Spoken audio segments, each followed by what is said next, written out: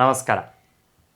ದೇವರೇ ಗತಿ ಯೂಟ್ಯೂಬ್ ವಾಹಿನಿಯ ಎಲ್ಲ ವೀಕ್ಷಕರಿಗೆ ನಾವು ಡಿಸೆಂಬರ್ ತಿಂಗಳಿನ ಮಾಸ ಭವಿಷ್ಯವನ್ನು ನಿಮ್ಮ ಮುಂದೆ ಇಡುವಂತಹ ಪ್ರಯತ್ನವನ್ನು ಮಾಡ್ತಾ ಯಾವ್ಯಾವ ಗ್ರಹಗಳ ಒಂದು ಸಂಚಾರದಿಂದ ದ್ವಾದಶ ರಾಶಿಗಳ ಮೇಲೆ ಯಾವ್ಯಾವ ರೀತಿಯಾಗಿರುವಂತಹ ಪರಿಣಾಮವನ್ನು ಕೊಡುತ್ತೆ ಅನ್ನುವಂತಹ ಒಂದು ಚಿಂತನೆಯನ್ನು ಮಾಡ್ತಾ ನೋಡಿ, ಡಿಸೆಂಬರ್ ತಿಂಗಳಿನಲ್ಲಿ ಮುಖ್ಯವಾಗಿ ರವಿಯ ಬದಲಾವಣೆ, ಕುಜನ ಬದಲಾವಣೆ ಮತ್ತು ಬುಧನ ಬದಲಾವಣೆ, ಈ ಮೂರು ಗ್ರಹಗಳ ಬದಲಾವಣೆ, ಇದೆಲ್ಲದಕ್ಕೂ ಹೆಚ್ಚಾಗಿರುವಂತಹ ರೀತಿಯಲ್ಲಿ ಗುರುವಿನ ಬದಲಾವಣೆ ಅನ್ನುವಂಥದ್ದು ಇದೆ. ಹಾಗಾಗಿ ಕರ್ಕಾಟಕ ರಾಶಿಯಲ್ಲಿ ಇರುವಂತಹ ಗುರು ಇನ್ನು ಮುಂದೆ ಮಿಥುನ ರಾಶಿಯಲ್ಲಿ ಸಂಚಾರವನ್ನು ಮಾಡ್ತಾನೆ. ಪ್ರಾರಂಭದ 5 ದಿನಗಳ ನಂತರದಲ್ಲಿ ಮಿಥುನ ರಾಶಿಯಲ್ಲಿ ಸಂಚಾರ ಮಾಡುವಂತಹ ಗುರುವಿನಿಂದ ಮಿಥುನ ರಾಶಿಯವರಿಗೆ ಎಲ್ಲೋ ಒಂದು 3 ತಿಂಗಳ ಕಾಲ, 2-2.5 ತಿಂಗಳು, 3 ತಿಂಗಳ ಕಾಲ ಇದ್ದಂತಹ ಉಪಶಮನ, ಸಮಸ್ಯೆಗಳೆಲ್ಲ ಹೋಯಿತು ಅನ್ನುವಂತಹ ರೀತಿಯಲ್ಲಿ ಇದ್ದಂತಹ ಆರ್ಥಿಕ ವಿಚಾರದಲ್ಲಿ ಇದ್ದಂತಹ ಒಂದು ಬೆಳವಣಿಗೆ ಅನ್ನುವಂಥದ್ದು ಮತ್ತೆ ಎಲ್ಲೋ ಕಷ್ಟಕ್ಕೆ ಸಿಲುಕುವಂತಹ ಒಂದು ಸಾಧ್ಯತೆ ಅನ್ನುವಂಥದ್ದು ಕಾಣಸಿಗತ್ತೆ. ಜನ್ಮದಲ್ಲಿ ಗುರು ಸಂಚಾರ ಮಾಡಬೇಕಾದರೆ ಅನೇಕ ದುಃಖಗಳನ್ನು ಉಂಟು ಮಾಡ್ತಾನೆ ಅನ್ನುವಂತಹ ಒಂದು ವಿಚಾರವನ್ನು ಇಟ್ಕೊಂಡು ಎಲ್ಲೋ ಒಂದು 3 ತಿಂಗಳು ಆ ಒಂದು ಸಮಸ್ಯೆಯಿಂದ ಉಪಶಮನ ಆಗುವಂತಹ ರೀತಿಯಲ್ಲಿ ಏನು ಮಿಥುನ ರಾಶಿಯವರಿಗೆ ಕಂಡಿತ್ತು, ಅದು ಇವಾಗ ಮತ್ತೆ ಮರಳಿ ಅದರ ಒಂದು ಯಥಾಸ್ಥಾನಕ್ಕೆ ಗುರುವಿನ ಸಂಚಾರ ಆಗೋದ್ರಿಂದ ಸಮಸ್ಯೆಗಳು ಅನ್ನುವಂಥದ್ದು ಕೂಡ ಮುಂಚೆ 3 ತಿಂಗಳ ಕೆಳಗಡೆ ಇದ್ದಂತಹ ಸಮಸ್ಯೆಗಳು ಅನ್ನುವಂಥದ್ದು ಮತ್ತೆ ಮರುಕಳಿಸುವಂತಹ ಒಂದು ಸಾಧ್ಯತೆ ಕಾಣಸಿಗುತ್ತೆ. ಹಾಗಾಗಿ ಮಿಥುನ ರಾಶಿಯವರಿಗೆ 7ರಲ್ಲಿ ಕುಜನ ಸಂಚಾರ, 7ರಲ್ಲಿ ಬುಧನ ಸಂಚಾರ, ಡಿಸೆಂಬರ್ ತಿಂಗಳಿನ ಅರ್ಧದ ನಂತರದಲ್ಲಿ ಆಗುವಂತಹ ರವಿಯ ಸಂಚಾರ, ಇದೆಲ್ಲವೂ ಕೂಡ ಜನ್ಮದಲ್ಲಿ ಗುರು, ಸಪ್ತಮದಲ್ಲಿ ಪಾಪಗ್ರಹರ ಯೋಗ.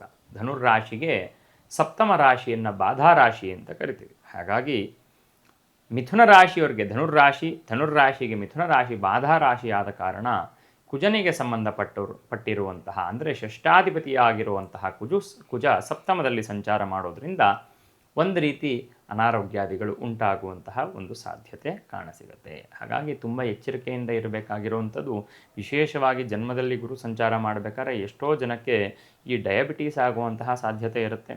ಅವರ ವಂಶಾವಳಿಯಲ್ಲಿ ಯಾರಿಗೂ ಕೂಡ ಡಯಾಬಿಟೀಸ್ ಬಂದಿರುವಂತಹ ಸಾಧ್ಯತೆಯೇ ಇರಲ್ಲ.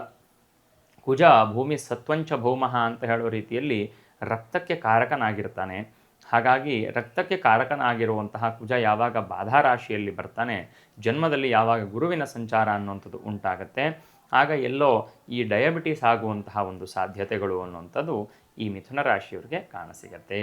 ಮತ್ತು ಸಪ್ತಮ ಸ್ಥಾನದಲ್ಲಿ ಸಪ್ತಮಾಧಿಪತಿಯಾಗಿ ಲಗ್ನದಲ್ಲಿ ಬಂದದ್ದು, ಷಷ್ಠಾಧಿಪತಿಯಾಗಿ ಸಪ್ತಮದಲ್ಲಿರುವಂಥದ್ದು, ಕೌಟುಂಬಿಕವಾಗಿರುವಂತಹ ಸಣ್ಣ ಪುಟ್ಟ ಕಲಹಗಳು, ಅದರಲ್ಲೂ ಕೂಡ ಗಂಡ ಹೆಂಡತಿಯರ ಮಧ್ಯ ಸಣ್ಣ ಪುಟ್ಟ ವೈಮನಸ್ಯಗಳು ಬರುವಂತಹ ರೀತಿಯಲ್ಲಿ. ಯಾಕೆಂದರೆ ಪರಸ್ಪರ ಶತ್ರುತ್ವ ಇರುವಂತಹ ಗ್ರಹಗಳಾಗಿರುವಂತಹ ಬುಧ ಮತ್ತು ಕುಜ ಇಬ್ಬರು ಕೂಡ ಸಪ್ತಮ ಸ್ಥಾನದಲ್ಲಿ ಸಂಚಾರ ಮಾಡೋದ್ರಿಂದ ಒಂದು ರೀತಿ ವೈವಾಹಿಕ ಜೀವನದಲ್ಲಿ ಸಣ್ಣ ಪುಟ್ಟ ಕಲಹಗಳು ಉಂಟಾಗುವಂತಹ ಸಾಧ್ಯತೆ, ಅಥವಾ ಈ ಹೊಸದಾಗಿರುವಂತಹ ರೀತಿಯಲ್ಲಿ ಯಾರ್ದಾರು ಮೇಲೆ ಪ್ರೀತಿ ಹುಟ್ಟಿ ಅದರಲ್ಲಿ ಸ್ವಲ್ಪ ತೊಂದರೆಗಳಾಗುವಂತಹ ರೀತಿಯಲ್ಲಿ ಕಾಣಸಿಗುತ್ತೆ. ಹಾಗಾಗಿ ಮಿಥುನ ರಾಶಿಯವರು ಯಾರು ಮದುವೆ ಮಾಡ್ಕೋಬೇಕು ಅಂತ ಯೋಚನೆ ಮಾಡ್ತಿದ್ರೆ ಡಿಸೆಂಬರ್ ತಿಂಗಳಿನಲ್ಲಿ ನಿಮಗೆ ಯಾವುದಾದ್ರು ಪ್ರಪೋಸಲ್ಲು, ಅಲಯನ್ಸು ಬರುವಂತಹ ರೀತಿಯಲ್ಲಿದ್ದಾಗ ಸ್ವಲ್ಪ ಎಚ್ಚರಿಕೆಯನ್ನು ವಹಿಸಬೇಕಾಗತ್ತೆ.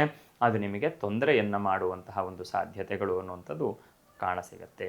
ಅದರ ಜೊತೆಗೆ ಮಿಥುನ ರಾಶಿಯವರಿಗೆ ಈ ಭೂಮಿಗೆ ಕಾರಕನಾಗಿರುವಂತಹ ಕುಜ ಯಾವಾಗ ಸಪ್ತಮ ಸ್ಥಾನಕ್ಕೆ ಬರ್ತಾನೆ, ಆಗ ಭೂಮಿ ವಿಚಾರದಲ್ಲಿ ಇದ್ದಂತಹ ಒಂದಷ್ಟು ಸಮಸ್ಯೆಗಳು ಅನ್ನುವಂಥದ್ದು ಸ್ವಲ್ಪ ಉಲ್ಬಣವಾಗುತ್ತೆ. ನಿಮ್ಮ ಕುಟುಂಬದಲ್ಲಿ ಭೂಮಿ ವಿಚಾರದಲ್ಲಿ ಏನಾದರೂ ಕಲಹಗಳಿದ್ದ ಪಕ್ಷದಲ್ಲಿ, ಅಥವಾ ಒಂದು ರೀತಿ ತೊಂದರೆಗಳು ಅನ್ನೋ ಥರದ್ದು ಈಗ ಆಲ್ರೆಡಿ ತಾವು ಭೂಮಿಯ ವಿಚಾರದಲ್ಲಿ ಇನ್ವೆಸ್ಟ್ ಮಾಡಿ ಸಿಕ್ಕಾಕೊಂಡಿದ್ರೆ, ಅಥವಾ ಭೂಮಿ ವಿಚಾರದಲ್ಲಿ ಏನೋ ಮುಂದುವರಿತಿಲ್ಲ ಅಂತಂದರೆ ಅದು ಉಲ್ಬಣ ಆಗುವಂತಹ ಸಾಧ್ಯತೆಗಳಿದೆ. ಹಾಗಾಗಿ ಹೊಸದಾಗಿ ಇನ್ವೆಸ್ಟ್ ಮಾಡಬೇಕು ಅಂತ ಅಂದ್ಕೊಂಡಿದ್ರೆ 2 ಸತಿ ಆಲೋಚನೆಯನ್ನು ಮಾಡುವಂಥದ್ದು ತುಂಬ ಶ್ರೇಯಸ್ಕರವಾಗತ್ತೆ. ಇಲ್ಲ ಅಂತಂದರೆ ನಿಮಗೆ ಈ ಮುಂಚೆನೇ ಸಮಸ್ಯೆಗಳಿತ್ತು ಅಂತ ಪಕ್ಷದಲ್ಲಿ ಆ ಸಮಸ್ಯೆಗಳು ಉಲ್ಬಣ ಆಗುವಂತಹ ಒಂದು ಸಾಧ್ಯತೆ ಕಾಣಸಿಗತ್ತೆ. ಹಾಗಾಗಿ ಮಿಥುನ ರಾಶಿಯವರು ಸ್ವಲ್ಪ ಎಚ್ಚರಿಕೆಯಿಂದ ಇರಬೇಕಾಗತ್ತೆ. ಹಿಂದೆ ಇದ್ದಂತಹ ಕೆಲವೊಂದಷ್ಟು ಸಮಸ್ಯೆಗಳು ಮರುಕಳಿಸುವಂತಹ ಒಂದು ಸಾಧ್ಯತೆ ಕಾಣಸಿಗತ್ತೆ.